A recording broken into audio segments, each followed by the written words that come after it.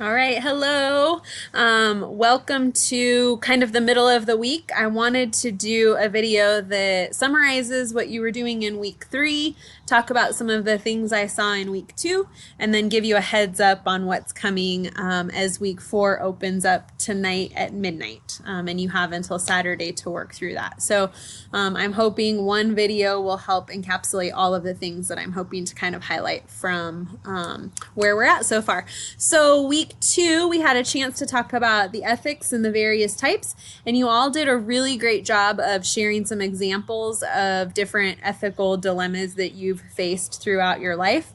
I put some pretty specific feedback and comments in your grade center, so we'll talk about where to find that information here in a minute, but there were some great ties into all of the different ethical types that we talked about. So I really appreciated that you all chose something different, but in the end, all 5 ethical types were highlighted. So there were a handful of you that talked about virtue, a handful of you that talked about utilitarian and Kantian, and then the bulk of you talked about egoism, and then we did have one person who did tackled the divine command. And so I had fun reading some of those comments to that person as well, because I think a lot of times we think that divine command is not something we should be discussing in terms of it being an actual ethical type. But it is important to remember that that is something that some people can certainly believe to be the reason why they do the things that they do. And we do live in a place where religion does drive a lot of our choices and can be the cause of some of our interactions and the way that we treat people and things like that. So we do want to be definitely respectful of that ethical type. And you can think of some really extreme examples. I was trying to think of down in Waco, Texas, probably about 20 years ago. There was a not necessarily a cult, but definitely a group of people that were following a certain person, and you could definitely relate divine command to that specific ethical type or that ethical dilemma for that group of people. I also really appreciated that within egoism, you identified that egoism isn't always negative. Egoism can certainly be positive, and egoism can be used in a lot of ways when you're thinking about your motives and why you do the things that you do. So certainly an example could be your decision to go back to school. That is something that you may be doing for yourself. It may have some trickle down effects in terms of, it may help your family, or it may provide a more stable job or those kinds of things. But in the end, that is definitely something that you are ultimately doing for yourself. And while that is egotistical, it's definitely a good thing. And so I was really glad to see within those discussions that you were engaging in this idea around the fact that egoism isn't always negative. To be a selfish human being doesn't always mean it's a bad thing. So making that connection that it can be good.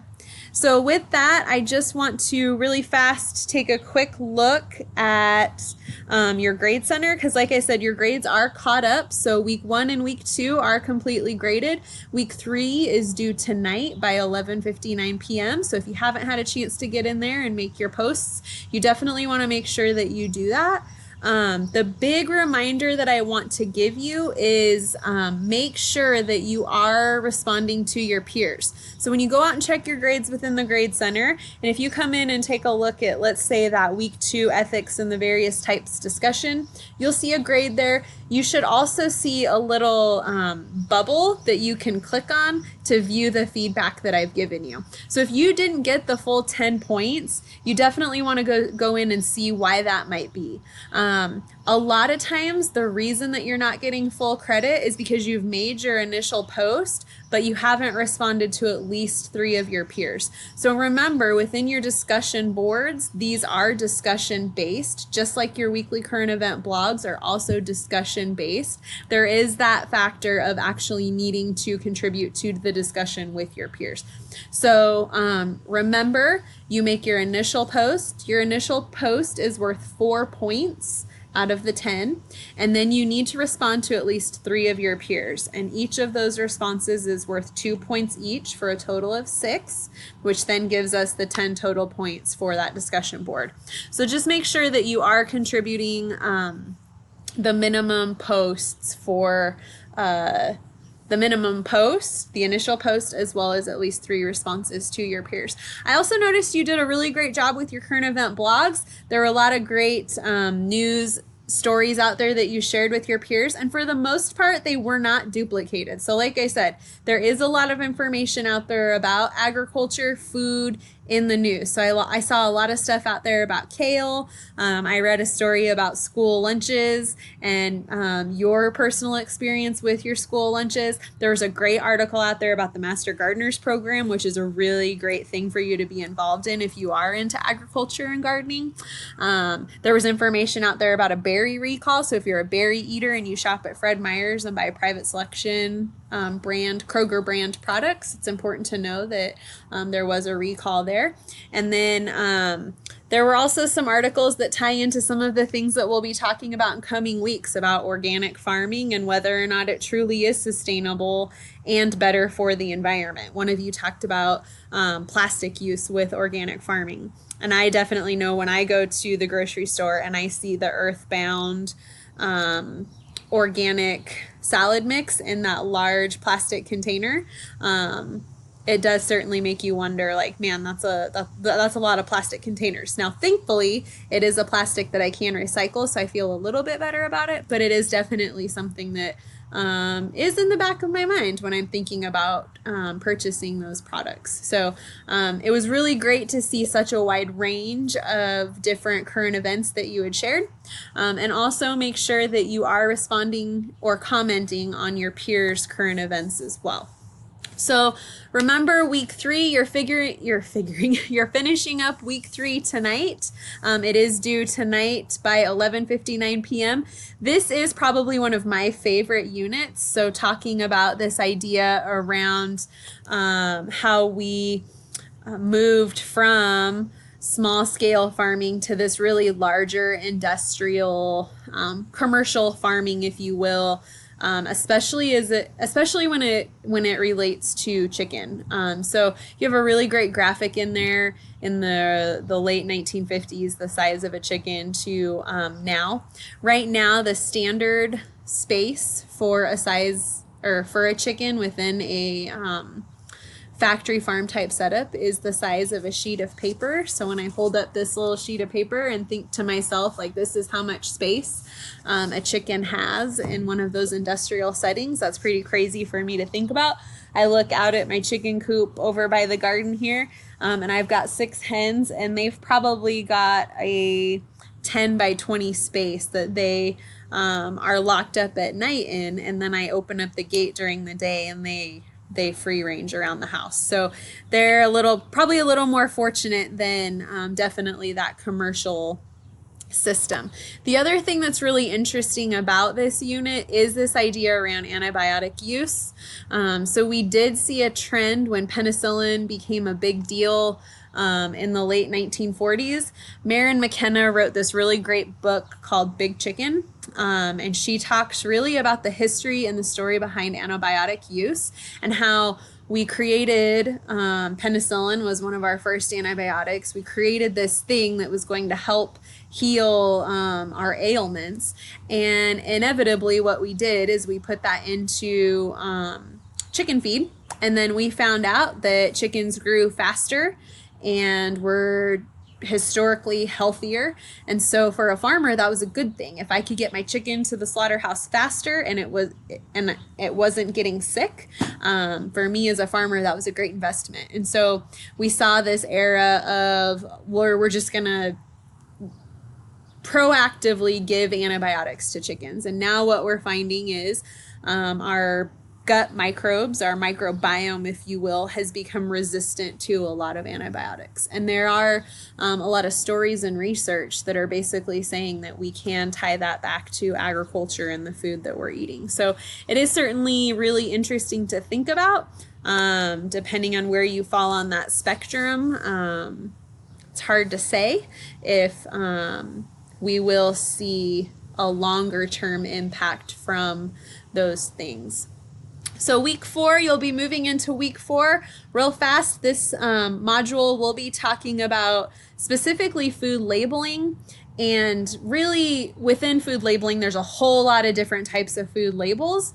We're going to be focusing on a lot of those food labels. But again, we just got done talking about chicken. And so it is good to think about cage-free and animal care certified, and whether or not cage-free eggs, when you go to the grocery store and you see cage-free eggs on a carton of eggs, whether or not you actually believe that that means that those chickens were not raised in a commercial farming system. So this week you'll have some articles that you'll read. There's a really great farm report that you can come out to actually see what those different labels mean.